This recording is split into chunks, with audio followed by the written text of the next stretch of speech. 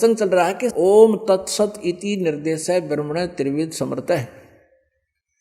उस सच्चिदानंद घन ब्रह्म का, परम अक्षर ब्रह्म के पाने का ये 3 मंत्र का जाप है।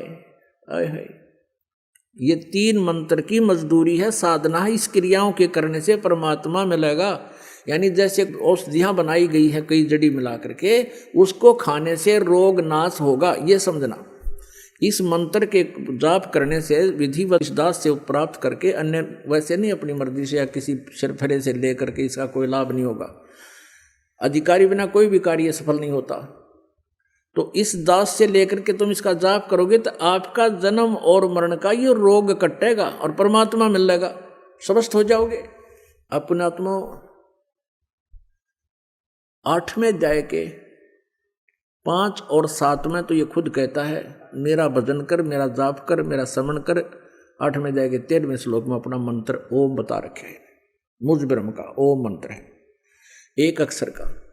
और फिर 17वें अध्याय के 23वें श्लोक में उस सच्चिदानंद घन ब्रह्म के पाने का मार्ग है। ये तत् और सत्य ये गुप्त है, इससे ये काल परिचित नहीं है इन 2 मंत्रों से।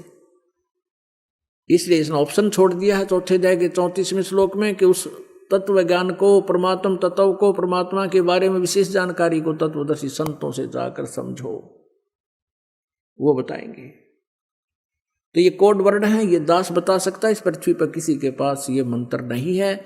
और किसी सिरफरे ने इस दास से प्राप्त करके और फिर वो कहीं बता भी देता है तो उससे कोई लाभ नहीं होगा, उसका भी नाम नष्ट हो जाता है, क्योंकि ये आध्यात्मिक मार्ग है। और काल ये चाहता है कि कोई 1-2 ऐसा सिरफरा तैयार कर दूं जो औरों का विनाश कर दे। लेकिन अब आप समझदार हो, शिक्षित हो, अब इस भूल को नहीं करना। अनधिकारी से ये प्राप्त करके मंत्र अपना जीवन नष्ट ना करना।